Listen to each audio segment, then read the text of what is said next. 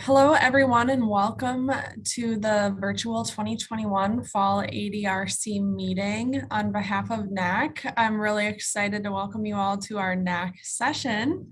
So without further ado, I'm really excited to welcome our Director of NACC, Walter Kukull, who we lovingly refer to as Bud, if you know him.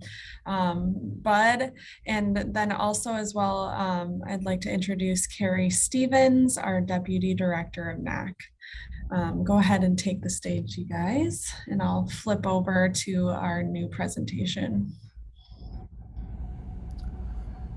Okay, I just wanted to say hello to everybody, welcome, and we're glad you're here. I wish we were in person, but we're not. As I mentioned this morning, there's been a lot of exciting changes at NACC over the last year about, and one of those most important changes is that Kari Stevens is now Deputy Director at NACC, and Kari's an associate professor in family medicine, a clinical psychologist, and also has a wealth of experience in informatics. And she can fill you in on those sorts of details. And also, she'll be introducing each of the talks and tell you about the new personnel that we have. And we'll introduce a lot of those new personnel as well.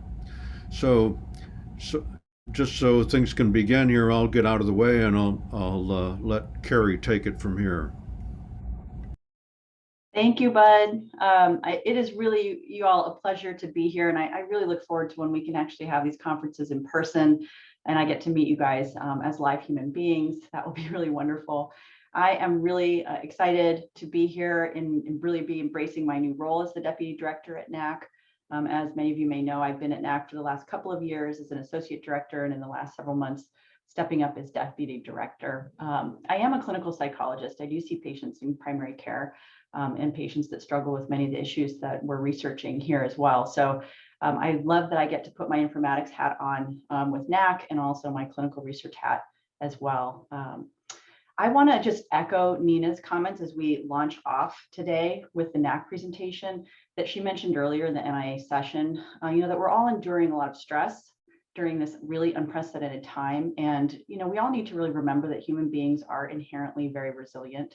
So please do, as Nina encouraged, take care of yourselves, your loved ones, all of those that you work with, and make sure that, we're all doing what we need to right now during these very tough times. And as Bud said earlier, as well, at NACC, we can see the impact of the pandemic and these trying times that they've had on research and on the centers and the many participants and caregivers that we work with. And we know that you, like us, have had to adapt to many of the challenges that none of us really have anticipated would be happening during this time in getting all of our work done. So we're going to continue to do all that we can to help you all with just the amazing and important work that you do here from NACC. So I also want to thank our amazing administrative team at NACC for all their hard work and wonderful coordination and execution of this amazing conference in these last couple of days.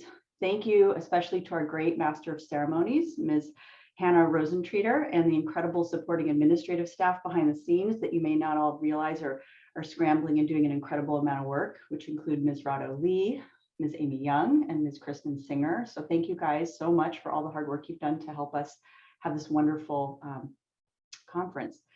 They've done a tremendous job flexing to make this a wonderful virtual event. And I also want to thank NIA and all of our presenters who've done an amazing job coordinating with us at NACC on this event and for all of the amazing talks and discussions we've had so far. So hopefully our session will continue that trend. Okay, so we're excited to share a set of talks with you all today about a few exciting current and new efforts that are happening at NACC that we think you'll really enjoy hearing about. We are all a community together here at NACC and within the AD Research Consortium, and we're really aiming to continue bringing us all together in great ways. As Dr. Rhoda O said yesterday, there's this audacious kind of metaphorical goal we have of aiming to get to Mars. I love that Rhoda put it to that in such great terms. And that really requires all of us to lean in. So we're excited at NACC about how we're leaning in with our renewal, and we're going to share some of these ways in which we're doing that today. So we're going to kick off the session with Amy Young, who's going to talk to you about a bunch of ways we're doing innovative connecting. You're experiencing some of it already in this wonderful conference, and more exciting updates that she'll talk with you about. We're going to follow that with a presentation with Ben, who's going to share more with you around what's happening with UDS4 and technologies within NAC that are helping us expand use of REDCap and promote that out in the consortium. It is not required that a center has to use REDCap. Let me just say that again. It is not required that any center has to use REDCap, but Ben will be telling you about some good advantages of the way we're building that infrastructure. We're also going to then talk about a presentation that I'll be giving around new data that we're going to be creating infrastructure to collect, taking advantage of a new COVID supplement that we've just received at NAC that's partnering with a subset of ADRCs to bring in data collected in routine care. So electronic health records data and claims data, which are expertises that both I and Sean Mooney, one of our associate directors, bring to NAC as well. And then Jessica is going to talk about some of the COVID-19 impacts that have happened in terms of NAC, as well as the new COVID form itself and the modifications that a great team's been working on to improve the kinds of data we can be collecting across the consortium related to COVID. And then we're going to have a presentation that Ben's going to give an update on where we're at with LEAF, which is the new exciting self-service tool that will allow folks that want to get and use NAC data for great research endeavors to be able to do that themselves without having to actually go through any humans here at NAC. And then last, next slide, we're going to have a presentation from the Alzheimer's Disease Data Initiative with Patrick Branley, who's going to talk to us about some of the budding conversations we're having with the ADDI that we think you guys will be very excited about. It's going to offer some potential to have complex data enclave and analytic enclaves available to the research community to work not just with NAC data, but with many more data sets that the ADDI is curating, sharing agreements with around the world, actually. Next slide. So with that, I want to do some specific introductions of a few new faces that I think you guys are all going to very much enjoy getting to meet. Let me start with first, Dr. Sarah Biber. She'll be starting in November. She's going to be joining us full-time as our new NAC program director, working closely with me and Bud and our faculty leadership. And in this new NAC leadership role, she's going to be overseeing all of our NAC staff teams and lead operations at NAC overall, as we move our center into these deeper digital innovation spaces and continue to streamline all the things that we do, and of course, partner with you all. Sarah comes to us with experience from both the public and private sectors and deep skills in launching and leading and scaling all kinds of complex programs and alliances and initiatives. I really cannot sing her praises more highly. She's previously led the Surgical Innovations Program at Oregon Health Science University. Both Sean Mooney and I have had the pleasure of working with her in the past when she also served in a similar role in the NIH's NCATS funded $30 million National Center for Data to Health as their assistant director. And that center focused on harmonizing the informatics community across over 60 of our clinical translation science research institutes across the country. So a lot of the work we do at NAC is not going to be new to Sarah in many ways. She'll be able to jump right in. She also has a PhD in molecular and cellular biology. So she clearly has an incredible background and set of strengths. And we are just very thrilled to have her with us imminently in the next couple of weeks. And best of all, she's just a lovely person that I'm sure many of you will have a great pleasure to work with. So please help me in warmly welcoming her to our AD research community. I'm going to pause for a moment to give Sarah a chance to say hello, because she's here listening in and attending along with all of us. Hello, everyone. It's nice to be here. Thank you, Kari, so much for the kind introduction. I am just thrilled to be here with all of you and to be joining this community that is, unified in their commitment to advancing Alzheimer's research and outcomes for patients and their families. It is a mission that is really important to me personally. I'm honored to be joining NAC as program director and look forward to working together with the incredible team there and all of you to help shape the next chapter of Alzheimer's data coordination and research. It has been really exciting to learn more about the impactful research that's happening at all of your centers during this conference. And I just really look forward to connecting with all of you as I get established in my new role. So hope to speak with you soon, maybe even see you in person And thanks so much for, this opportunity. Wonderful. Thank you, Sarah. We are so excited to have you. Next, I would love to introduce you all to Dr. Ben Keller, who's our new technology team lead. He's not only picking up Brian Stolley's mantle, but he's actually spearheading an exciting new partnership through our technology team's integration with UW Medicine's research IT group, which is actually an advanced informatics research group here at UW that's deeply tied in with both informatics and data science related innovation efforts that are going on across the University of Washington. So many of you have started to meet Ben already, who joined us only a few months ago, but he's done an incredible job hitting the ground running. Ben has a PhD in computer science, and he's spent over 20 years of experience as an individual contributor, a project leader in many, many projects and teams, and a professor actually in his past lives. And he's got deep experience in software development and agile development methodology. So hands down, you can see he's going to have incredible contributions to offer. These kinds of computer science innovations that Ben has worked on include lots of different domain areas that range from plant biology, translational biomedicine, genetics, using network and systems biology and molecular biology, and more. And I've not even mentioned all his teaching contributions that he's done that we're sure we'll take advantage of here at NAC as well. So I'm sure you can see he's an amazing new member of the NAC team, and we couldn't be more thrilled to have him with us. So please join me in welcoming Ben. For those of you who haven't met him, I'm sure many of you will get a chance to soon. We're going to be giving some great talks that Ben will be leading later, and you'll hear those updates in this session. And then finally, I'd like to introduce you all to Ms. Valerie Hawkins, who's our new grant specialist. She's going to be stepping in the immediate term as the new point of contact for Ms. Rado Lee, who very sadly is leaving us today, but on to a very exciting new opportunity for her. For those of you that are at UCSF, you may see her over in that direction, and they're very lucky to have her.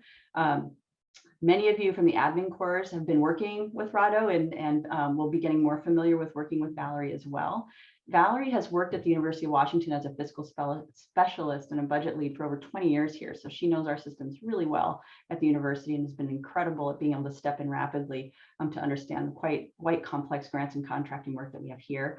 She was most recently with our Department of Obstetrics and Gynecology. She's done an amazing job at NAC. I encourage you all to warmly welcome Valerie. And then I'm going to just do a shout out to please respond to any emails she sends you in the coming days at your centers. That helps everything move along really smoothly. All right, we're already, of course, behind a little bit in time, but I'm going to pass the mic and try to be an MC throughout the session here over to Amy, who's going to be talking about some of the exciting new ways that we're doing digital connecting and communications with you all.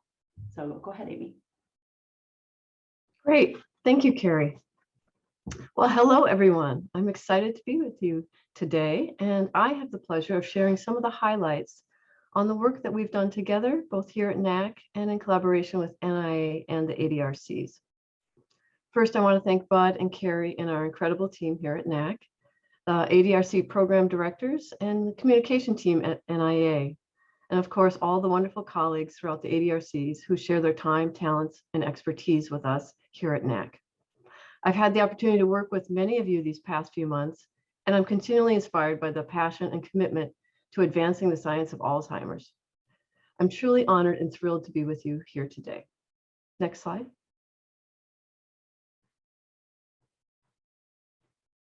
Today, I thought it'd be fun to start by sharing some of the details about our growing Alzheimer's disease research community.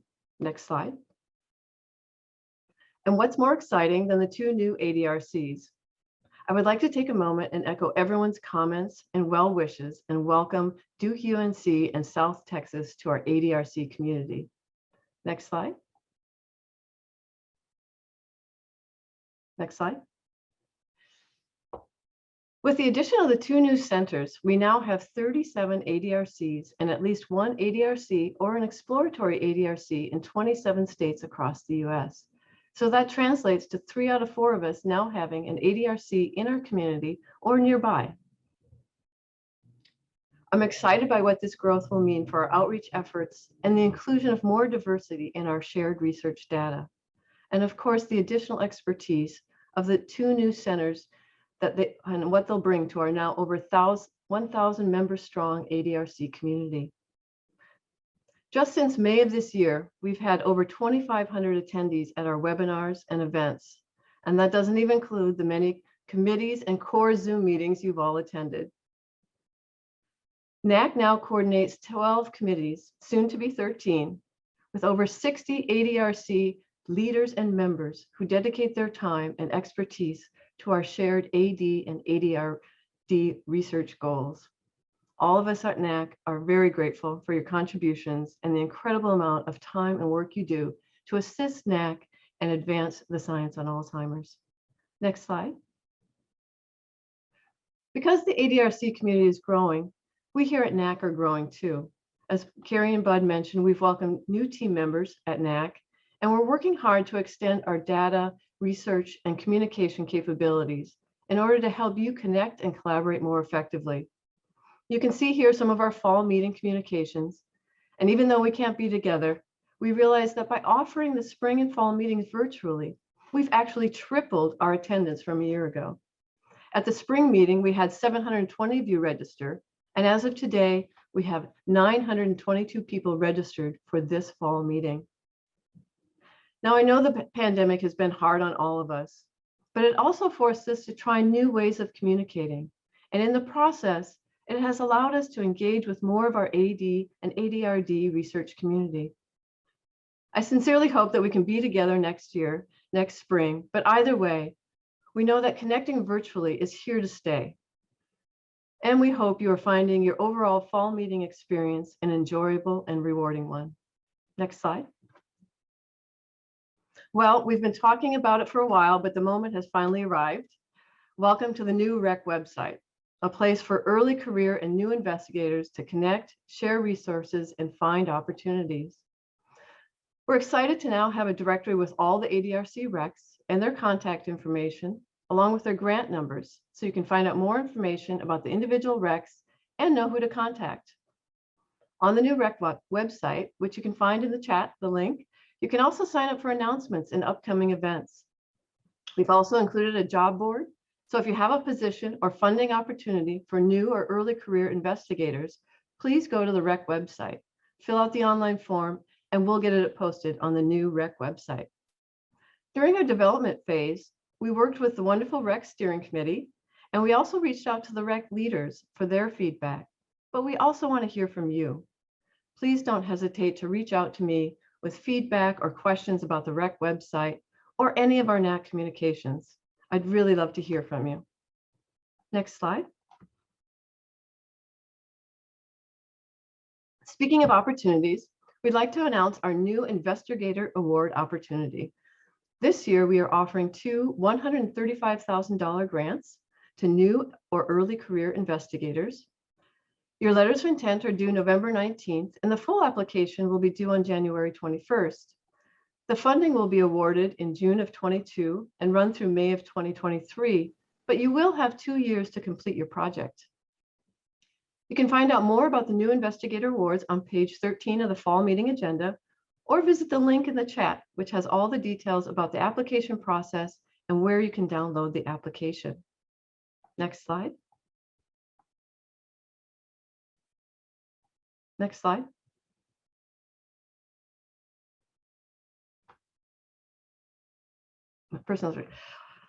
All of us here know the importance of being able to find and connect with each other. And the development of a dynamic digital ADRC directory that's easy to search and update is a big part of that plan. And as with many projects that involve a lot of stakeholders and significant tech development, it does take a little time. But not to worry, we are working on an interim step, and we are in the process of updating our ADRC directory. But let me take just a moment and share with you a quick update on the work we've done on the digital ADRC personnel directory.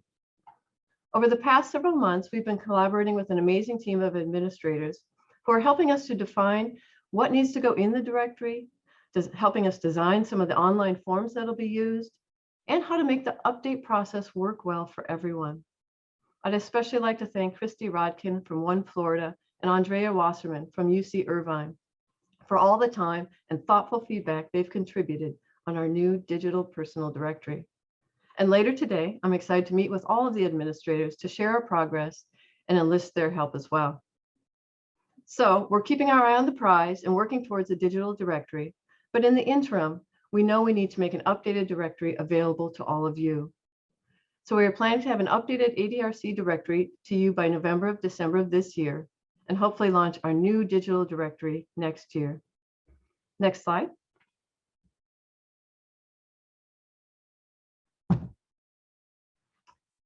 One of the things I hear repeatedly from ADRC members is the need to connect and collaborate more across the ADRCs. Well, the ADRC Slack workspace is a great place to do just that. For those of you who haven't been on the ADRC Slack workspace, I encourage you to log on and check it out. Slack has some new features that we've been using here at NAC, like the new Slack huddle. It's an easy to use conference feature where you can meet and share screens without all the setup that a Zoom meeting requires. We're also going to be trying some new channels and integrate email into Slack better by adding the listserv and other announcements into Slack. And if you're an experienced Slacker, which I mean in the most positive of ways, please share your ideas with us. We're open to finding new ways for all of you to connect and collaborate more. Next slide. As a coordinating center, our goal is to share not only our updates, but your updates, publications, and announcements too. Please connect with us on LinkedIn, Facebook, and of course, YouTube, where you'll find all of our webinars and the videos of your wonderful presentations at our spring and fall meetings. Next slide. Of all of the social media channels, Twitter is probably where you'll find our ADRC community most often. And thank you to all of you who have mentioned or retweeted us and shared important news and updates about our ADRC community. Of course, we'd love for you to follow us on Twitter. And Hannah's put all the social media links in the chat, but please be sure to follow NIA as well and use their new NIA-funded ADRC hashtag to hear about research, conferences, and connect with your fellow ADRCs online. Next. And finally, welcome to the Nac Connector.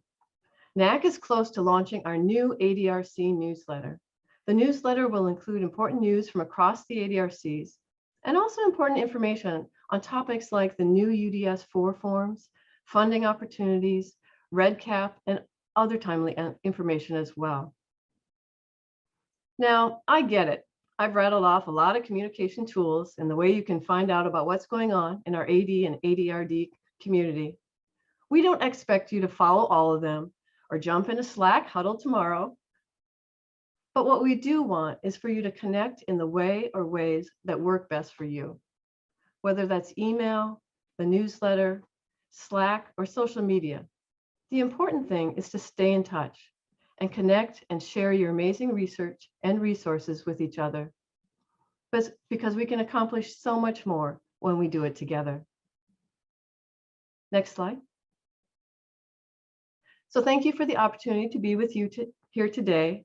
And again, here's my contact information. So please reach out to me if you have any questions, feedback, or if you want to share ideas on how we can communicate and collaborate better with you and across our incredible AD and ADRD research community. We'd really love to hear from you. And with that, I'm going to pass it back to Kari. Thank you, Amy, for that great presentation. I think you all can get a sense there's a lot going on when it comes to communications at NAC. There's a lot that we've turned up on steroids in the last few months. Amy's given you a really nice 10,000-foot view of it all. We really encourage you to engage in as much as is useful and possible to do. So thank you, Amy. And I want to emphasize we're very excited to be relaunching these new Junior Investigator Awards as well. So please see the links in the chat. For those, we've been getting questions from folks that are interested in applying. These have not been offered in the last couple of years, so it may have faded out of memory for some of you, but they are now back in force, and we really look forward to helping promote junior investigators making innovations. With that, I'm going to turn us over to Ben, who's going to be talking about, as promised, quite a change in topic, what's going on with our infrastructure and our architecture development, particularly around UDS-4 and just overall great goodness that's happening at NAC that's going to allow us to be a lot more responsive for the anticipated changes that will be coming down the pike in the future with data collection. So Ben, take us away. All right, thank you, Kari. Great goodness and new improvedness. I'm not sure I can live up to the title, but let's go. I've been here for 2 months and I've been trying to map out the understand where we're going. I think, go ahead, Hannah. So one of the first things I want to do is, well, I've been trying to understand myself, and so I can communicate it, is understand what our architecture is and how we deal with it. We have a lot of moving parts at NAC from an IT perspective, and getting those under control is an important part of what we're doing. So we've got three particular activities that are part of our computing architecture. One is just administering the system. The other is the external communications that Amy was talking about. And then the third, which is the one that we're really known for, is our data repository, which also has another important part of this is our interactions with the external repositories as well. All right, go ahead. So I'm going to focus on this data repository in both my talks. The first part, I'm going to go into the data acquisition, and then we'll talk about data access later. So you get double the improvement. All right, next slide. Okay, so first REDCap as promised. So we're basically going all in on REDCap for managing data collection. So this is going to allow us to do some things that we're doing in other ways now. So we end up with many different tools that are approaching the same problem. Go ahead, Hannah. So why REDCap? Well, I mean, just from the perspective of, we've got online surveys. These are, our forms go electronic, essentially. They become documents that we can manipulate and work with. So we have these online surveys, and then we also have this ability to support traditional upload from centers that aren't ready to switch to the online system. REDCap also supports e-consent. It has built-in standardized tools for tracking data and tracking projects.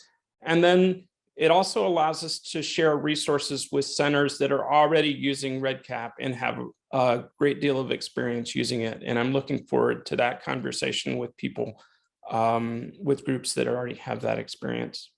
Okay, let's go ahead.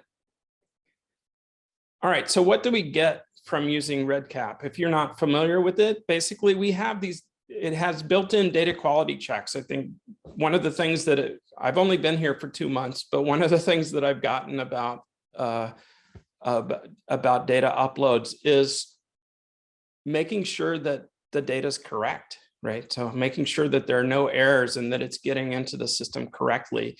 And we want that to happen as early as possible. We want that feedback to come in. So that's one thing that REDCap allows us to do. So we can actually build into the form the case where, I think I cut it off, but you can't say that somebody is capable of using a stove and yet has also made themselves coffee, right? And so there's these checks that have to be built in, or that can be built into REDCap that otherwise need to be done some other way.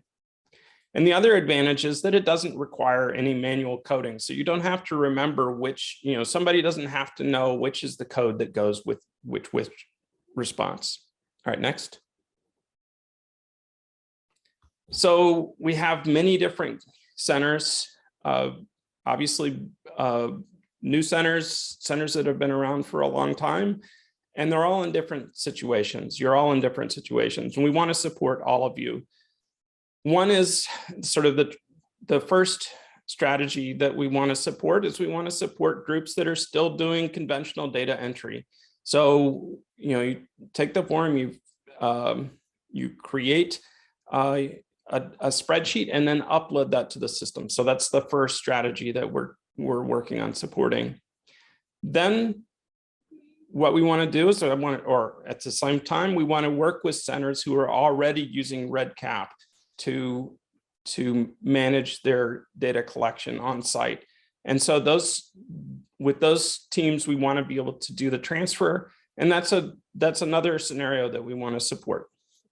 And then finally, for people who are sites that are not using REDCap at the moment, but are interested in in using it but are unable to support it, we're going to be able to support those sites using our instance at NAC at UW.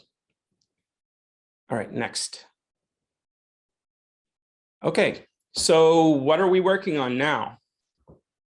Basically, what we're doing is we're building our pipeline. So that first scenario that we have, that's what we're trying to build up. I want to start having conversations with other people, other centers about the second scenario, where REDCap to REDCap, but we're not quite there yet. So we have a draft UDS 4 draft UDS 4 instruments that are in our REDCap instance. Those are based on the UDS 3 forms that were created by multiple centers, but we ultimately got them from University of Michigan. And those are being developed by, currently being managed within the research IT team that Kari mentioned. We're in the process, Jessica Culhane, who you'll hear from, is in the process of creating other forms. And so we're working on getting these instruments into our REDCap system. Then our data group team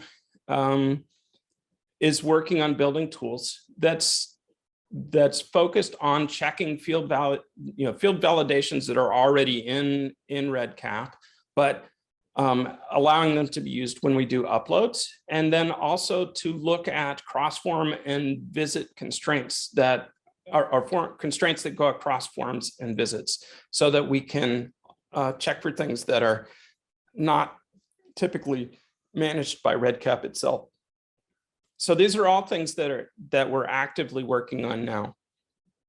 And then finally, one of the other things that Jessica and I are working on together is reconsidering the conventions that we have around forms based on our use of REDCap. So we're looking, for instance, at the Down syndrome forms and trying to figure out how do we manage those as documents and as data. All right, next.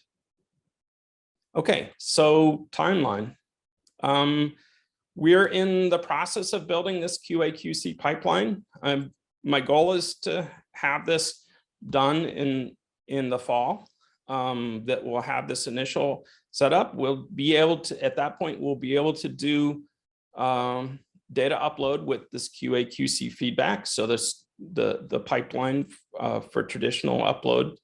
And then maybe early 2022, we'll start negotiating, or even now we could start negotiating APIs for REDCap sites, and then looking forward to when CTF has the UDS 4 ready for us to completely implement and deploy.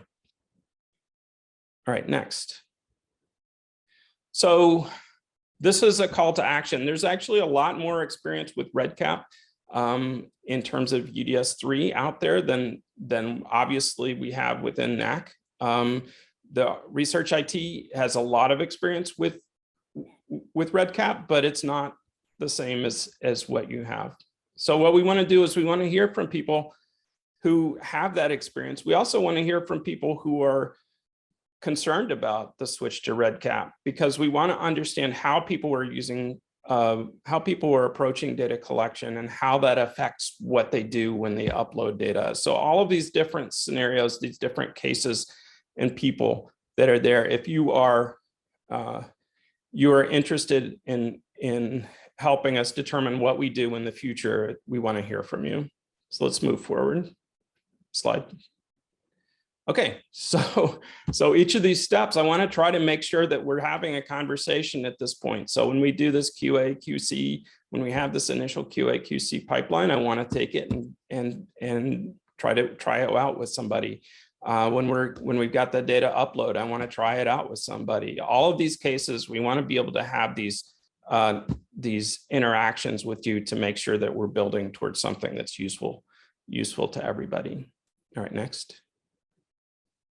And then just to reiterate, so this is our call to action.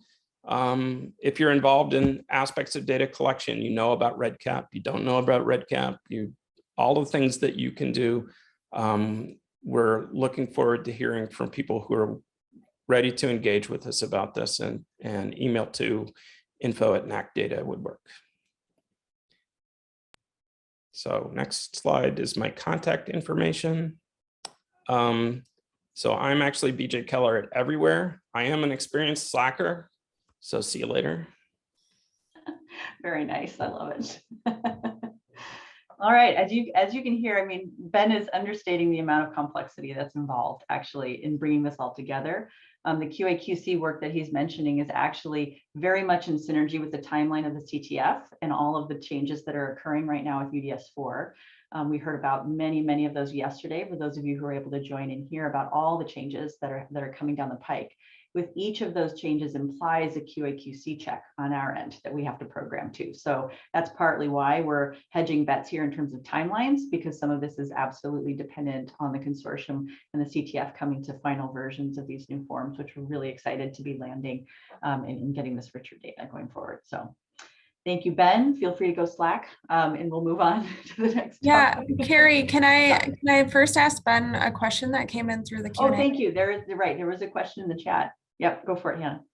Yeah, so Christopher Barnes asks, is there a working group or other group we can join around the work with REDCap? So again, I'm not as familiar with everything that's going on. I know that the REDCap groups are the centers that are using REDCap have been working together for a while. There's a Slack channel for REDCap use. We'll make sure that we have a group that's based on the reaction that we get back. We do plan on doing reach out. Thanks so much for asking that question, Christopher. Hannah is actually going to be stepping in once this conference ends after today, and we'll be internally working on lots of communication tendrils that are going to need to happen and reach out to you all around this. So this is actually kind of our heads up to please look out for more. Again, respond to our solicitations. If we mention REDCap, this is what we're talking about, is we really want your feedback on what you're doing. We want to make sure what we're doing is a help, not a hindrance to what you're all doing. I love that folks are putting in the chat who's using REDCap. We'll be capturing that as well. So feel free to keep telling us about your site if you're doing that, and we'll compile that list too. All right, I'm going to move us to the next talk and see if we can answer some of those in the chat, Hannah. Or in the Q&A as well as we go forward, just because we're running behind a little bit in time, and move us to this next talk, and not just because it's mine to give, but at this point, I'm going to be sharing a little bit about a new COVID supplement, administrative supplement that NAC has just received, that's going to be launching us into being able to build infrastructure and activities around collecting electronic health records data and claims data. So we'll go ahead and do the next slide. I want to start out first by letting you all know what the general 4 aims are of NAC's renewal going forward, and just to orient you to sort of our vision of where we're headed in the future next 5 years as your coordinating center. Aim 1 is really for us to expand and promote and enable a lot more broad and effective communication. You've heard a lot about that in Amy's talk and in just already budding activities that we've done. I want to keep in mind our renewal just started this summer, so I'm just incredibly impressed and thankful to our wonderful team here at NAC for how much they've been able to accomplish, and all of the partnerships with you all, including folks like the REC Steering Committee and others that have really worked alongside us to accomplish a lot of these wins already. The second aim is actually one that's going to be focused on for this administrative supplement, where it sort of falls in terms of our overall roadmap. And the second aim really is to develop innovative informatics capabilities that are going to really help us promote efficient data sharing that's consistent with FAIR principles going forward. So a piece of that is absolutely electronic health record data and claims data, but also digital biomarker data and all kinds of things that you've been hearing about in the last day and a half. Aim 3 at NAC is going to be to catalyze collaboration in methodologic and applied research that our biostats and epi faculty and staff are working hard on. And then lastly, to maintain and expand the junior investigator awards and early stage researchers, new investigators working in the AD field as well. All right, next slide. So what I want to do is walk you all through and familiarize you with the supplement that we're working on, because the idea of this supplement is actually to be a seed or starter activity that we're doing here at NAC that we want eventually across the now 37 ADRCs to be able to all participate in going forward in the future. So the aims of this supplement are up here on the screen. But essentially, the first aim is going to be trying to modify the current COVID form rapidly and start collecting more comprehensive and rich data that Jessica is going to be talking about in the next talk and give you some details on, which I know came up yesterday as questions for some folks as well. There's a great team that was co-chaired by Dr. Carlos Pruchega and Dr. James Noble, who worked with a great COVID work group to modify that form. So in our AIM 1, we're going to be piloting that new modified form with our partner sites. In AIM 2, we're going to try to demonstrate that integration of electronic health record data and claims data, along with the NAC phenotypic data that we've previously already collected through the ADRCs, and then as well merge that with the genomics data with NIGADs. And so in that sense, we're really capturing electronic health record data for the first time here at NAC and creating a pipeline to NIA's Center for Medicare and Medicaid Services Enclave, where they've brokered connectivity with the Medicare claims data, which is a really exciting new data source for all of us. And then lastly, we're going to pilot a study at the end to sort of demonstrate utility of being able to pull all of these data together that I'll be talking a little bit more about. Next slide. So there's 3 partner ADRC sites that we've collaborated with. They are the Knight ADRC at Washington University, Indiana University's ADRC, and Columbia University's ADRC. We're very excited about these 3 partners. These folks have been collaborating with the ACPC work group that NIA has put together, where we've been trying to do some rapid work to come together around COVID in general, because we have such rich data sets on our population that is the most vulnerable to negative impacts of COVID overall. And I think that there's a lot of internal drive at NIH for us within our consortium to really grow out our data sets around COVID so that we can help really promote innovations around COVID related research and dementia spaces. So this is a partnership with these 3 ADRCs, as well as NIGADs and NIA, as I mentioned, with their CMS enclave. When we've looked at the genomics data that's been collected at NIGADs across the cohorts in these 3 ADRCs, that's where we're coming up with there's a potential max number of participants of 6,000 people. Now, are we going to get COVID data on all 6,000? Probably not, but we're going to try and partner with our ADRCs to learn what it takes to actually try to go reach out to many of these folks. I know some of you have voluntarily been using the NAC COVID form already, but we have very few of those data so far coming into NAC, so I'm sure there are lots of reasons and barriers of why that's not so easy to do. So we're hoping the supplement helps us try to problem solve some of those things as well. We are including in those participants folks that are already enrolled within those 3 ADRCs and who have genomics submissions already flowing into NIGADs. And these are going to be participants who both have experienced or have not experienced yet SARS-CoV-2 infections. Next slide. The data sources, as I mentioned, are going to be threefold. So just to reiterate that, the first is this modified COVID form. So we're going to be piloting this new form of modifications that right now is in the CTF's hands for review. Thank you so much to our CTF, who does an amazing amount of work. They get paid very little for all of that extra time that they spend doing all of that. So it's very difficult to get this done quickly. And we do plan, however, for a broad release of that form and those modifications as we are able to review and make sure that those modifications make good sense to the CTF. And that will be available to all the ADRCs. When we do put up this piloted COVID form, that will also actually be broadly available to ADRCs if you'd like to use it, but we should all caveat that to know that there may be more changes coming down the pike from the CTF around that too, as we go through that formal review process. The second data source, as I mentioned, is the electronic health record data.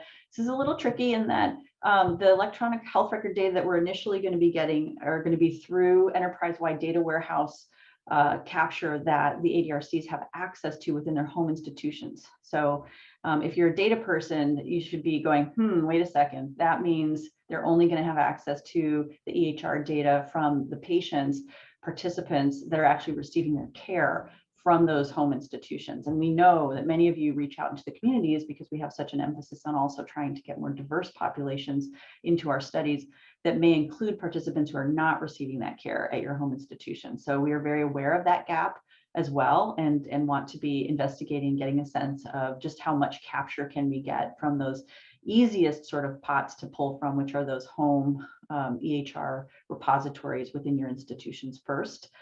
There's also blue button related technology and things like that that patients can actually also give approvals for to get electronic health data more comprehensively through any patient portal that they may have accessed. And though while that's not a formal activity in this supplement, it is in our radar to be exploring those potential future possibilities.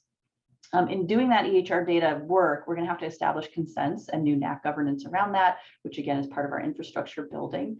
And I wanted to mention in this bullet kind of in the middle of your screen here, if you're not familiar with EHR data, these are the kind of broad areas. I've spent a huge ton of my career working with EHR data and bringing it to bear to bring evidence-based care into medical practice. So think about it in terms of your research and future ideas of whether or not you're interested in getting service utilization, labs and tests, medications, procedures, vital signs, medical and social histories, immunizations and allergies.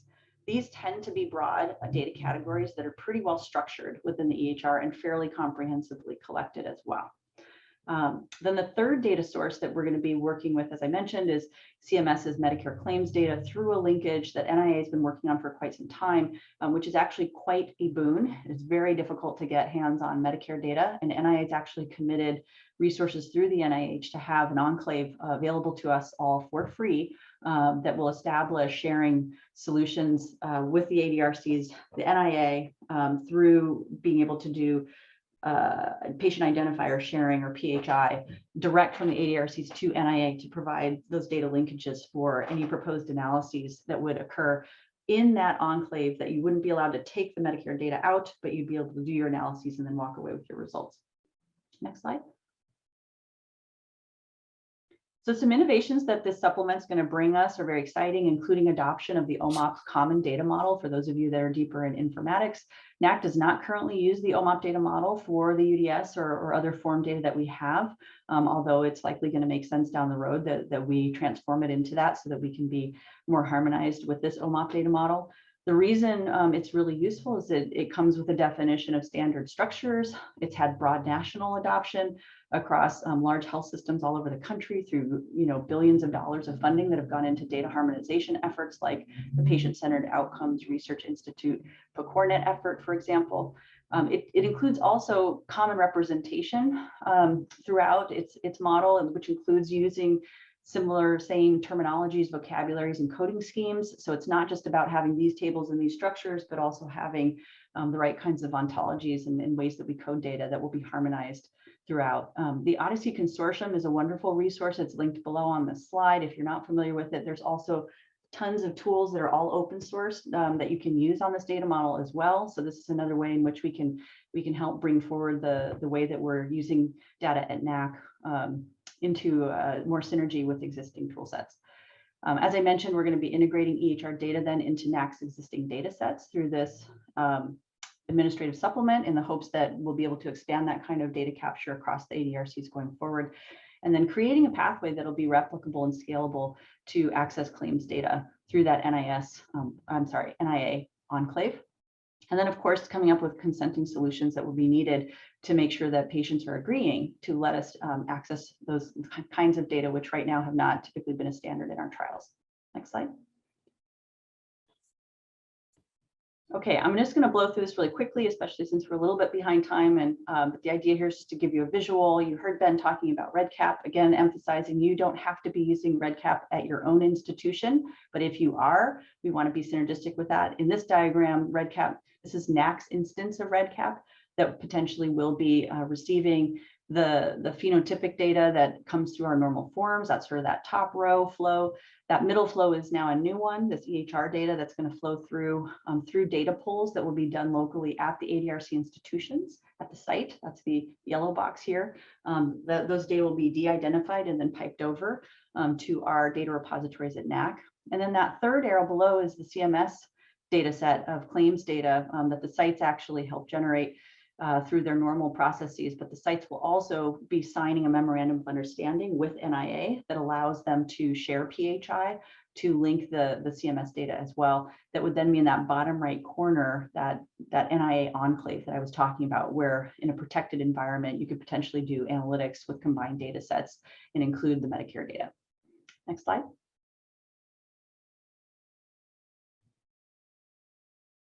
So I also mentioned we're going to be doing a pilot test.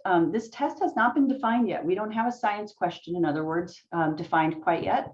We need to take a look at how successful we're able to collect all these different data and make sure whatever research question we go after maximizes utility of using all of these diverse data sets, but also in a proper fit for use kind of scenario. So we'll be excited. This is a 2-year supplement, and towards the end of the 2nd year to be executing some observational study or studies based on the combination of these different data sets. So I think with that, and again, just given time, I'm not going to get too much farther into that. You can see some of the various kinds of committees and reviews and things that we'll be sorting through to create the right kind of processes for people to be able to do this type of research.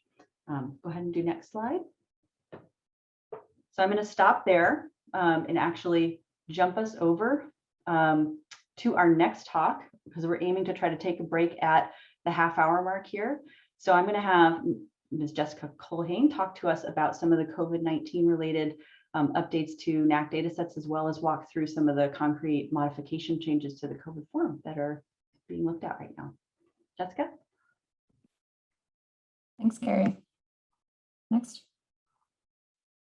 Like Kari said, I'm going to give a very high level look at the impact of pandemic on the 2020 data collection and then introduce the new forms. Next.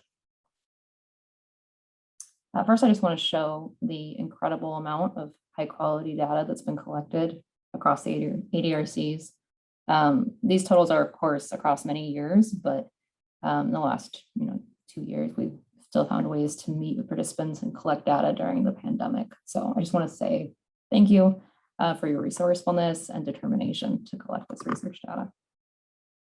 Next. So this graph is showing the number of initial visits done by year across the ADRCs. Obviously, there was a huge decrease in 2020. Many of you know this already. You've experienced this as the ones that are conducting the visits. So we did introduce the new remote initial visit forms about halfway through the year. And that little yellow piece on the last bar is the remote visits. So there are real difficulties to conducting remote initial visits and to recruiting people into research during a pandemic. I'll just mention that all the 2020 numbers I'm showing will increase slightly as more visits are submitted and finalized, but this gives a pretty good idea of the trends. Next. On a brighter note, I showed this slide earlier, but this is showing the follow-up visits, and a huge number of follow-up visits were done last year with the new remote packet and the TCOG battery. There is, a slight dip in the overall number, but the ADRCs have really worked hard to try to maintain the structure of the annual follow-up visits. Next. Of course, some types of data collection can't be done remotely. So this is showing the percentage of deaths with neuropathology data by year. You can see it really took a nosedive in 2020. You can't do a remote autopsy. So there was a big dip at the start of the pandemic. So that's a very brief look at the effect of the pandemic on our data collection. And I'll shift now to talk about the COVID surveys you've been collecting and proposed updates to these surveys. So the surveys are optional, but they're highly encouraged. We expect all centers to collect survey data on their participants. They are freestanding, can be done at any time. There's a participant survey if the participant has a CDR of 0 or 0.5. Otherwise, the co-participant can fill out a separate survey. And we've had a good number of surveys submitted so far, but only about half of the centers are contributing. So here I should insert Nina's sad face from earlier. And only about 4% of participants are reporting a COVID diagnosis, which is interesting. Next. So again, we really do expect all centers to contribute data on these surveys. We're still in a pandemic, unfortunately, and there's really an urgent need to collect this data, especially for the older population that the ADRCs serve. We need to get as much diversity as possible in the participants that respond. And as you all know, COVID has direct ties to neurological issues that we're studying already. Next. So now I'll just go over some of the proposed changes to the surveys. Work has begun to update the current surveys to include more relevant questions at this stage in the pandemic. So I'll briefly go over those for the participant impact survey, which had the most changes. So the work group is proposing to add questions about repeat infections, duration of illness, smell and taste symptoms, change questions on memory thinking and treatment to only ask those questions if there's been a COVID diagnosis, remove questions on dates and types of COVID tests, and then add questions on vaccination, so number of doses, dates, vaccine hesitancy. And as you can see, there's a wide range in the number of questions for some of these topics. So if you're unvaccinated, you have 2 questions on vaccines versus if you've had 3 doses, then there's going to be 16 questions. These are proposed. Next. Proposing to remove question on income, as well as many of the psychosocial and mental health questions, and then add a couple of questions about stress level and ability to handle stress. So overall, the burden could be the same or maybe more if you're the unusual case of someone who's received 3 doses of a vaccine and had COVID more than once. Next. So as I mentioned, the work group is working with the CTF to finalize these. It'll be utilizing the new REDCap submission system that Ben just talked about. Please do continue to collect and submit the current version of the surveys, especially if you're a center that hasn't been collecting them yet. And the draft version that we have now will be administered by 3 pilot sites through the COVID supplement that Kari just talked about. And that is all I have. Thank you for your time.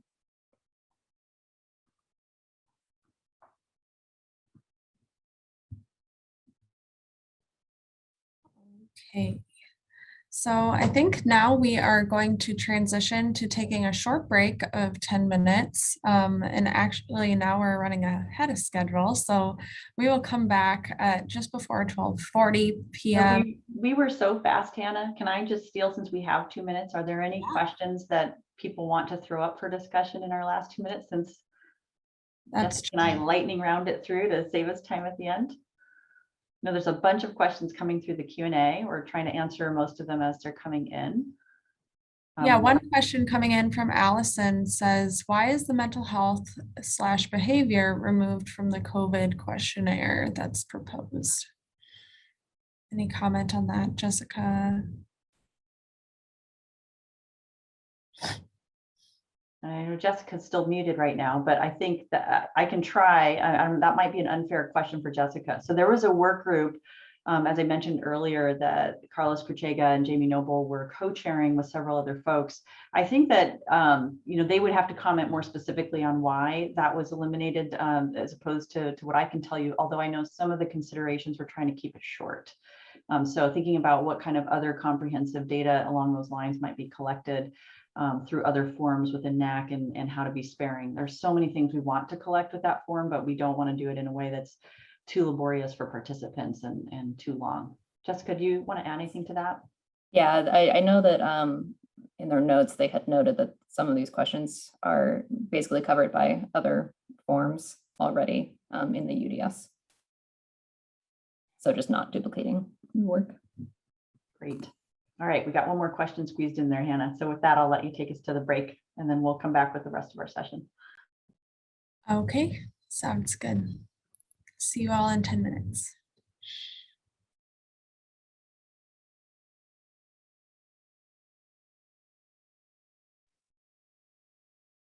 Hi, everyone. We're just bringing us all back. Thank you out into that magical invisible Zoom land for hanging with us. I hope you all had a moment to either get a little sun in your face or an extra drink or those important bio breaks, or sadly, probably a lot of emails in the last 10 minutes if you operate like I do. So we'll just recenter you back in to our conference here, and our next talk, we have 2 more to do. If we finish a little bit before 1:15, we will go ahead and continue to field questions or discussions. There's definitely a lot to talk about. And again, this is not the only chance to be doing it at all. You've heard tons of updates about our communication team, and we, of course, are going to be creating all kinds of opportunities to have dialogue with you all. So don't hesitate or be shy to make us aware if you've got any kinds of concerns, as Ben said, or deep efforts going on in these kinds of areas. We want to hear about them and be connecting with you as much as possible. So with that said, I'm going to reintroduce Ben to come back and now talk about a different topic. He's going to talk about tooling that we're working on within NACC to bring LEAF to light as well. For those of you that were part of the ADRC conference last fall, we gave a demo of LEAF and what that can look like with NACC related data. So the pandemic has been tough. We would have hoped to have launched LEAF already by now, but we've had a lot of things to pivot on in various different ways, but we are making good progress with it. And we're excited to be able to share this talk with you to give you some sense of what's coming. All right, Ben. All right, thanks, Kari. So I just wanted to respond to all of the great comments about REDCap. If you are again, reach out. I do have the Slack channel open at the moment. So if you have something you want to talk about, we can start there. Okay, so second area, as Kari said, we're looking at ways that people can get access to the data outside of just of asking for it from us. So going back to the story, we have our, we're looking at this data repository system. We talked about data acquisition, and on the other side, we have data access. So let's go next. And LEAF is really the tool that we've got here. So it's basically self-service cohort formation. I think you guys have seen it before. We're building off the latest freeze. So at the moment, this is what we've got, and I'll describe what we have to show you precisely what we have. So why LEAF? LEAF supports exploratory cohort discovery. It has drag and drop construction of queries. You can do sort of exploratory visualizations just to see characteristics of the participants in your cohort, and then you can do export of the query results. So next slide. So just diving right in, I'll tell you a little bit about where we are after, but just to show you, this is what NACC looks like in LEAF. This is our prototype, and it works. So let's go next slide. So the parts of the screen there, we have on the left, we have two sections. One is the responses organized by form. Don't look too closely because they're not alphabetical by form, but they're there. And then at the bottom, we have the ability to save cohorts that we've searched for. At the top right is the query builder, where and I'll show you a little example here. So yeah, Nina, I see your comment. Basically what we do is we use the responses. In LEAF, some of these terminologies, it's just, that's what's built in. So we'll have to look at how we change that. So we can open up the responses and pick them. So for instance, here I picked under, in the past 4 weeks, under the FAS has a subject had any difficulty or need help with writing checks? Okay, so I picked the dependent response, dragged it over. Next slide. And then doing something similar, I just basically extended the same visit. So I said within the same visit, we would have also the pay attention variable being dependent, and then refine that by having the setting the APOE genotype, right? So we have refining criteria going down and then building inclusions or exclusions off to the right as building up the table. All right, next. Then we get, you can sort of see it zoomed out a little bit. You can click on the patient list, participant list, and you can see the table, which actually has an export button that I've hidden. And then we can also do visualizations of the characteristics. Some of these are using built-in things that are in the system. That's just the way that it was designed, was designed in the context of a clinical cohort from where you're actually talking about patients, right? So we're taking this tool and adapting. We'll need to adapt it to our purposes. So we can view this tabular form, or we can explore these characteristics to allow us to decide, did I get the people that I was actually intending to get? All right, next. So where are we? So basically now we're sort of in the reason that you haven't seen it yet is there was an effort to start a new portal. The effort wasn't completed. So we're partially, 1 foot in, 1 foot out. And what we've done is basically everybody's still using the old portal. We put a link there.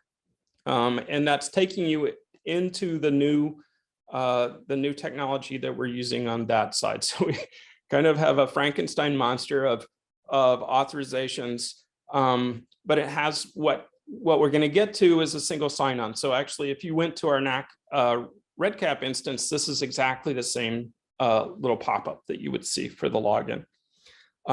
This will then take you to Leaf. So where are we exactly? Timeline, let's go next. So what we've got, we've been setting up for this. Basically, we're just now, like literally this week, people at NAC, Kari now should be able to have access to Leaf, right? Just this week. And so we're going to start working with our local researchers and faculty in order to be able to start looking at the Leaf interface and making decisions about things that we might want to consider. We have processes that we want to look at in terms of data import and interface refinement. So those will actually, this work that we'll have to do, we want to do before we push it out to other people. Then we want to, early next year, kind of depending on all the red leaf stuff as well, we want to start looking at trials with a small number of external users so that we can get feedback on the system from there for our improvements there. And at some point, we're going to have to push out to this new portal so that people can be authorized to get access outside of UW. At the moment, it's relatively easy for us to set up internally. And then eventually that link would show up to people who have signed DUAs. So you would go to the portal, and then that would get you access. All right, next. All right, so again, call to action. We're actually looking for people who are, I think this is pretty cool because I can show you it working. We're looking for people who are interested. So again, if you're interested in engaging with us on Leaf in terms of cohort formation, forming cohorts, and helping us understand how we can make improvements that make it more appropriate to ADRCs or to NAC, and how and also just in general cohort formation, then we'll be happy to engage you on that. And so that is me, I think. Yeah. Sorry, short talk, Kari. Oh, no, that's great, Ben. That's great. I think this is a great time for folks to ask questions about this. If you want, we have a little bit of time for that. I really want to emphasize, Ben's call. We really are looking for solicitations of who wants to get access to Leaf from the ground. That's what he's asking for. So if you or someone at your site wants to be able to use this tool ASAP to start pounding on it for us and letting us know what you think, you also will have a potential voice to let us know how we can improve it as well. Leaf does have the ability for you not just to query data and do cohort discovery across the NAC data. You wouldn't have to contact Jessica and her team anymore. You'd be able to go right into Leaf and do those counts, set up your own queries to look that up. But it also has a feature, as Ben was noting, where you can download through a REDCap button that data set right onto a REDCap instance that you can download data from right away within minutes of doing it. So it's very exciting. And we really want to figure out who the early adopters are out here in the consortium who have some of the bandwidth and energy to work through the kinks, because as you know, there's always devils in the details as we work on these things. So please do, you can put it in the chat, you can email us at the email that Ben shared. Maybe Hannah can put that email back in the chat as well, and let us know if you want to volunteer. We will probably also send out a solicitation to you all. We hate blasting you guys with extra emails, so please don't be insulted if we send out that solicitation. Feel free to respond to it. So I see volunteers coming in already, Ben. Look at that. Fantastic. So info@nacdata.org. There you go. Okay, Kari, are you responding to the first one? There are NLP. So we have a question from Gwen Garden. Is Kari? You do. I can answer that one, Ben. So I was just typing it in, but it'll be faster to say it verbally. So Gwen's asking, is LEAF the ITHS, which is our UW Institute of Translational Health Sciences, for those who don't know, data mining tool? Both Sean Mooney and I are on the executive committee of the ITHS here. Sean is actually the biomedical informatics core lead for that group and our chief research informatics officer. The LEAF tool is something that we built out of that core as a response to, for those who know I2B2, to our users here at UW feeling like I2B2 didn't do enough that they needed. So this is a homegrown tool. It's available open source to any institution, frankly. We have a GitHub repository. If you want to download it and use it at your own institution, you totally can. Lots of other universities actually have been doing that and collaborating with our team. Ben and his whole team actually now has merged and integrated with the UW Medicine IT group, research IT group, which I mentioned earlier. The team that built LEAF, including the systems programmer whose brainchild it was and brought into creation, Nick Dobbins, actually is now a colleague of Ben, who he works with on the regular. So yes, LEAF is the ITHS data mining tool. There is work to integrate in structured data that has been mined using natural language processing out of all of our notes as well into the UW LEAF instance. People are asking, are we going to be able to use NLP-derived solutions in NACC's LEAF tool? Right now, that is not in scope for what we're doing because NACC does not necessarily store a lot of text data yet, but that's absolutely a potential possibility. So I'm not going to overpromise. It would take funding and resources to do something like that, but it's absolutely what we've done here, and that's part of the advantage now with NACC partnering much more deeply with UW informatics and data science efforts going on here. So thanks for that question. I think for Krista's question is the DUAs would be consistent with what we have already for data access. Yes. It's a non-answer.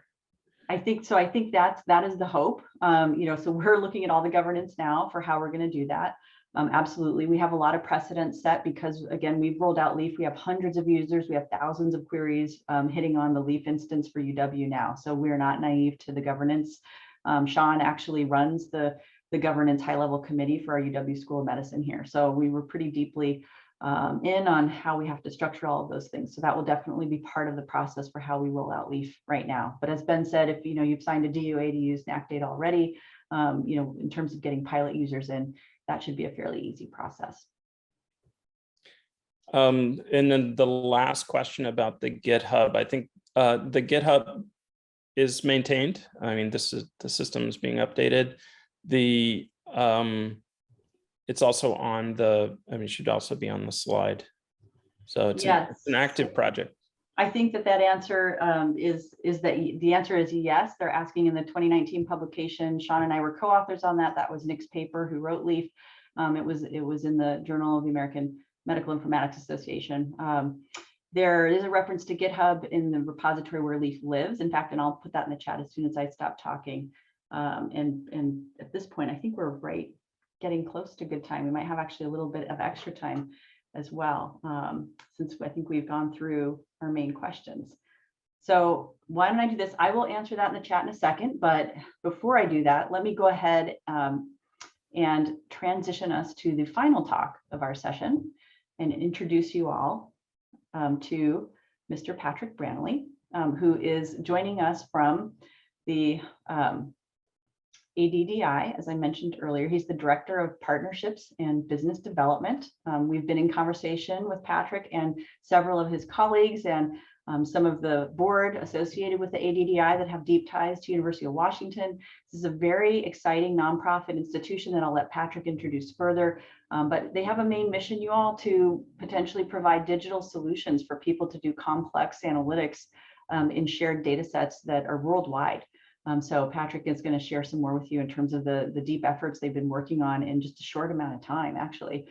Pretty impressive to collaborate and get agreements for data to be shared in their platform and provide an ADDI enclave. You heard me talk about NIA's enclave. So ADDI is already established an enclave where they have folks coming in and doing analytics with the shared data that they have. So we're very excited to turn it over to Patrick right now to share with you more about this company and about the partnerships that we're potentially in discussion with ADDI to have, and hoping that you all are going, yay, this is exciting, and want to get more engaged. So Patrick, why don't you take it away?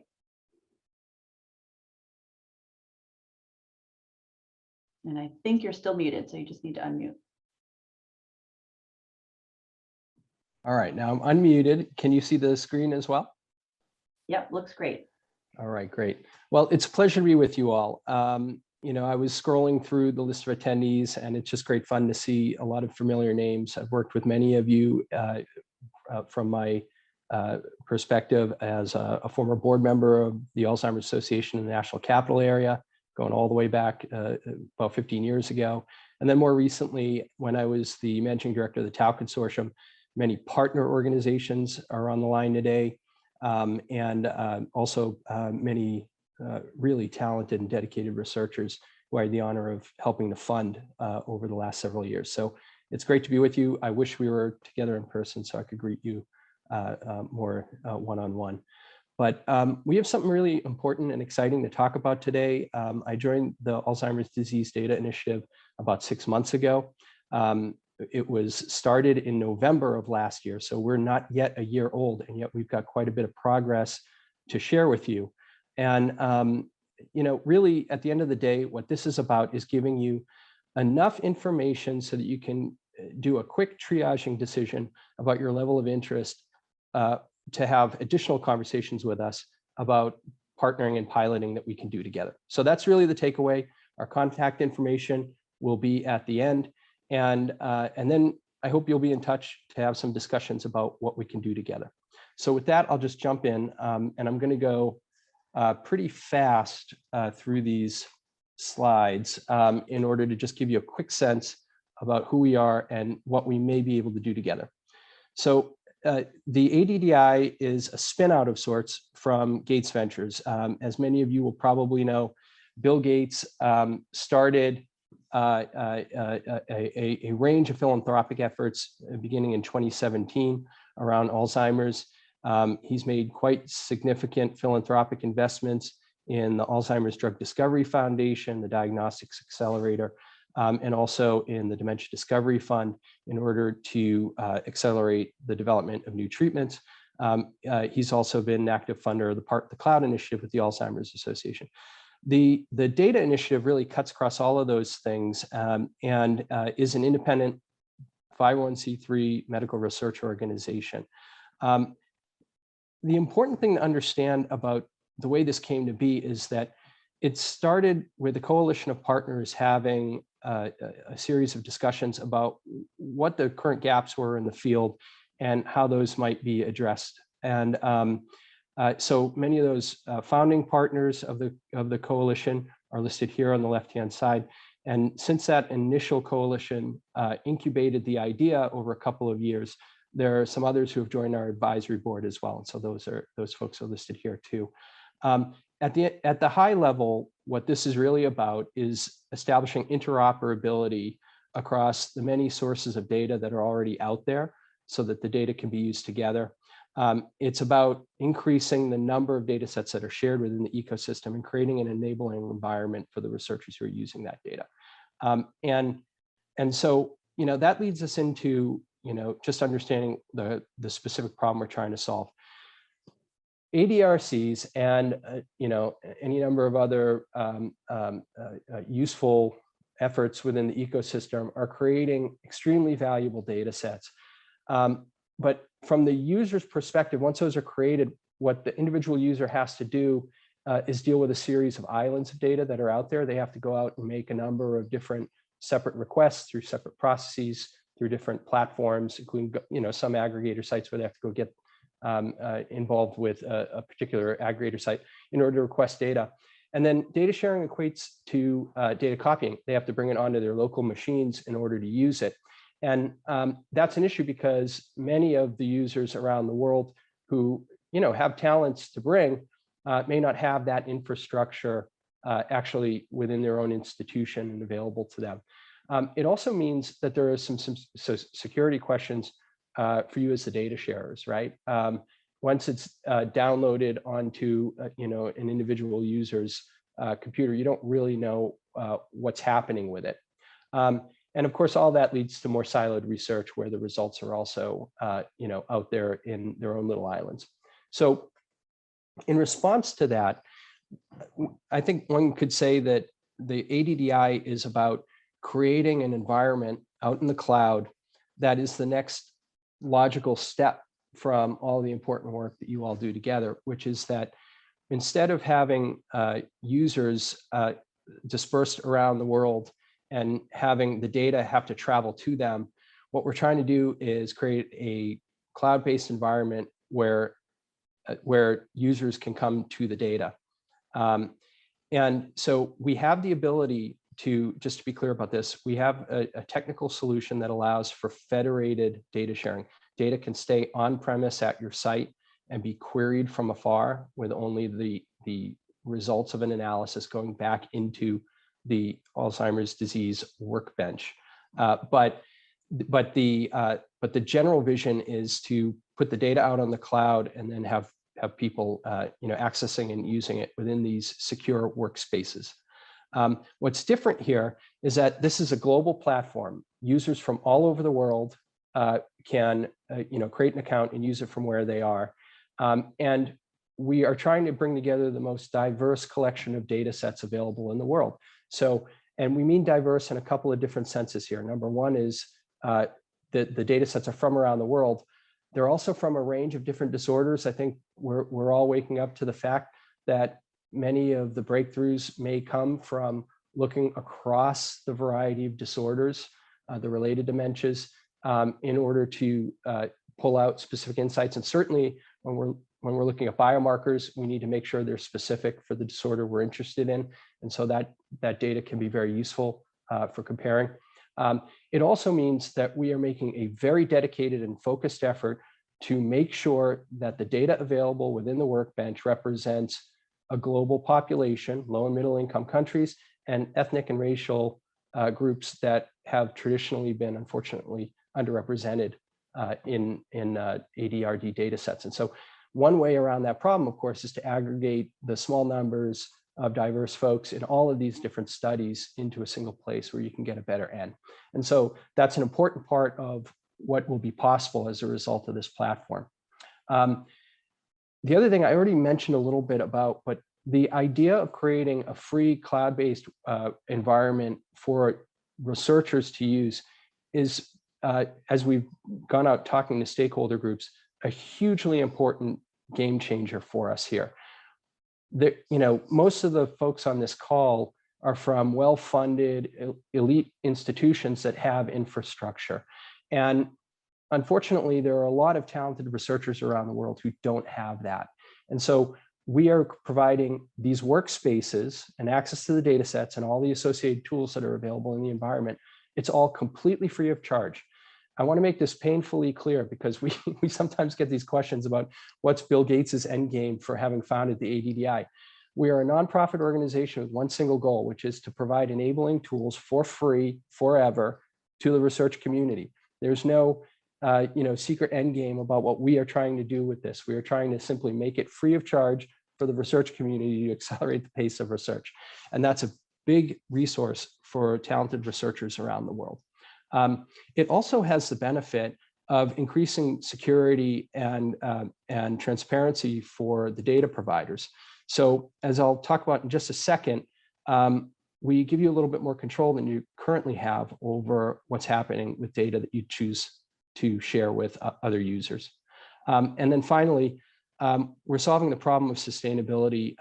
We've got long-term commitments from deep-pocketed funders, which guarantees that we can keep this running. And so there's no need to create a revenue model underneath it, or ask for cost sharing or anything like that. It can be provided free of charge. All right. I mentioned earlier that currently users are dealing with data islands as they try to go around the world and collect up the data sets they want to work with. I want to make it also very clear to you that our model is not about creating some kind of data lake into which we expect data contributors to simply pour their data and then never have any sense of what's happening to their data. Our model, in fact, removes a lot of the administrative and governance and technical barriers of your sharing, but you remain in control of who uses your data and on what terms. So, we're not going to be able to answer all the details and nuances to take you through the process, but what I want you to take away from this is that users are able to look into our workbench and see what data is available. But then in order to lodge an actual request for that data, they have to be vetted by us as a legitimate researcher to open a workspace. And then they will fill out a data access request form that will go to you. And that is configured to meet your needs. So whatever information you feel you need to get from a user in order to decide whether to share the data, that's entirely up to you. We configure that process, that workflow, to fit your needs. And when that information comes to you, you could take it through whatever existing governance process that you currently have in order to make sure that you're comfortable sharing the data. And you get to decide the terms. So if you want to attach some kind of additional data use agreement, you're allowed to do that. Data does not come out of the system unless it's on the terms that you've specified. And so that's what you should take out of this. And then finally, I'll say we have audit logging across the entire platform. So you'll actually get some transparency. And for example, when you have to go report productivity back to NIH, that sort of thing, we can give you very simplified reports, knowing exactly how many times your data was requested, whether they requested opportunities to airlock it out so that they could publish it, that sort of thing. So we try to make that end process easier on you as well. Some quick statistics on the traction we're getting. Again, we're about 11 months old right now. In fact, less than that. But just to give you a sense of the traction we're getting so far. First, I'll start with the users. If you look over on the right-hand side of the slide here, you'll notice that the number of users has grown pretty steadily. We had, of course, a big first bump when it was publicly announced in November of last year. And then I also want you to notice, because I'm going to come back to it in a minute, that there are a couple of big gold bars there a couple of months ago that really resulted in another big boost. That was a data challenge, the first one we ever tried to do. And it was, a pretty successful and exciting initial test. And so, we're going to talk about that in a minute. But just to give you a sense of the scale, we've got 181 workspaces to date where people have opened up workspaces. 163 of those are currently active. And a great number of them are multi-user workspaces. And that's an important point because what we're finding, and we're learning from the user community as we go here, many folks are using our platform to initiate cross-institutional partnerships and even cross multinational partnerships. And one group that falls into that is the REDLAT group, the researchers in Latin America and the Caribbean. They've opened a workspace and are using that for some of their work. And that's exactly the kind of thing that we like to see. On the data set side, the red, yellow, and green dots are data sets that are either already available on the platform or in just the final stages of finalizing the implementations with them.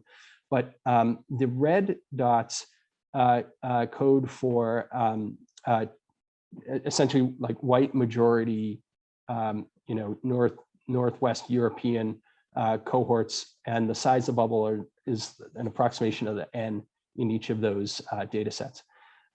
The green dots are populations that we classify as diverse populations in the data sets. And the yellow ones are sort of in between, like kind of in line with the general population. But the green ones are really focused on data sets that we haven't, unfortunately, traditionally seen as often as we'd like. These data sets, again, we've only been, in business officially, it could be counted in a number of weeks, and you can see the number of dots that are already here. The pipeline is quite large, and I think you'll see a cadence of multiple data sets being added per week over the course of the next 12 months. We're working really hard to add them. One other thing I just want to say about the data sets. These include industry data sets, they include academic data sets, they include interventional studies, they include observational and longitudinal studies. There's a wide range of studies in here. Now, I want to get to the call to action. This is really what it comes down to. All right, there are two things. The first one is that we are very interested in talking to ADRCs that are interested in serving as pilot data contributors on behalf of this network. Of course, we're in discussions with NACC about bringing the NACC data set onto the workbench, making that available. Those discussions are going forward, and we're really excited about that. But we also know that there are boutique data sets out there that could be potentially interesting. I think what we're going to find if we initiate some pilots is that we are going to make the data available to more researchers, and especially to those outside of the most privileged institutions. Those include institutions in the US, but also around the world. And so we're going to bring more talent into the orbit of your data sets. The second thing, I think what we're going to find is that there's the possibility for generating new insights because of the data being combined with other data sets. And then in terms of just process and productivity, we hope that what we've done with the way we've configured this is that it's going to actually make data sharing less burdensome on you. It's going to be a streamlined and standardized process where we help you through technology and dealing with the users in a way that makes it easier for you to share your data and yet still have more security and transparency in what's happening to it once you make that decision. And I already mentioned the tracking of the productivity, the reports that we can give to you.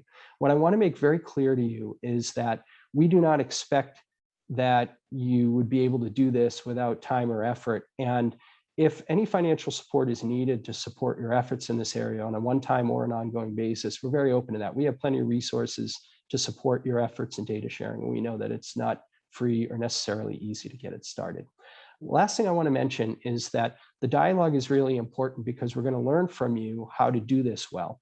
We are in the solution creation business, and if there are things that we need to put in place in order to remove barriers or further streamline, we're happy to do it. And the AD Curation Studio is an example of this. You've heard throughout the last 2 days that a lot of folks are using really novel and exciting data sets, digital biomarkers, things like this, imaging data sets. We have a HIPAA compliant curation studio that we've just stood up. It's going live just next week so that researchers can bring their data in raw format or PHI format, bring it into a highly protected area where they, with a very small number of people, can work on that data and process it to the point where some kind of processed version of it is ready to go onto the workbench. And that's a solution that came out of talking to data contributors just like you. And we'll be able to make that kind of thing available to you and others as well. So that's just an example of the kind of dialogue we want to engage in with you. So if there's something that you're seeing here and you have a question or concern or think that it doesn't quite meet your needs, we definitely want to hear from you, because if you're having those challenges, somebody else is too, and we ought to solve them. That's what we're here to do. Patrick, we're going to have a hard stop in about a minute, so I'm going to have to rush you through to the end here. There's absolutely. A couple of questions in the Q&A that I think Patrick can probably chime in and answer after we hit the 15 mark. Absolutely. This is really my last slide, and then the last one is just the contact information. But so the second thing is the second call to action is around conducting data challenge pilots together.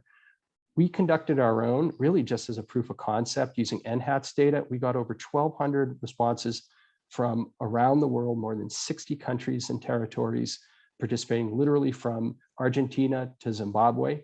And interestingly, people in Argentina and Zimbabwe were among the winners, which should open up some thinking about the amount of talent around the world that we can access through these challenges. We want to think really big with you about what problems need to be answered and how we can do that through challenge programs. And again, we've got the financial resources, the PR agencies to spread awareness, all of that in place where we can support the logistics of making it happen. What we need to do is work with you on the ideas.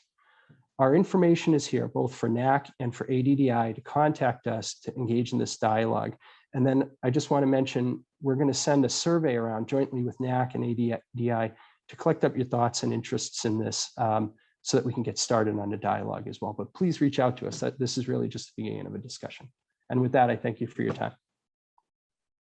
Thank you, Pat. I mean, you probably drummed up a lot of great questions already flowing and excitement. So we will be talking to you all more about this, as Pat said, and reaching out and having more dialogue going forward. So this was a teaser, a big giant teaser, hopefully, where you heard not just great functionality, but also potential funding support too, to do some of these great things. So Pat's putting the money where his mouth is with all of this as well.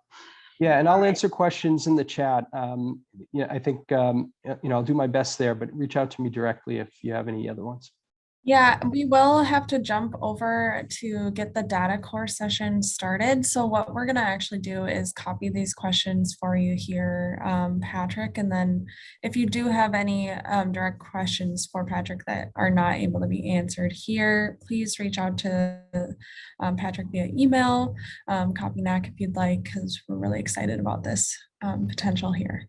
Thank you again, Patrick, and everyone for joining. We're really excited to host our own session at our virtual 2021 Fall ADRC meeting. So thanks again.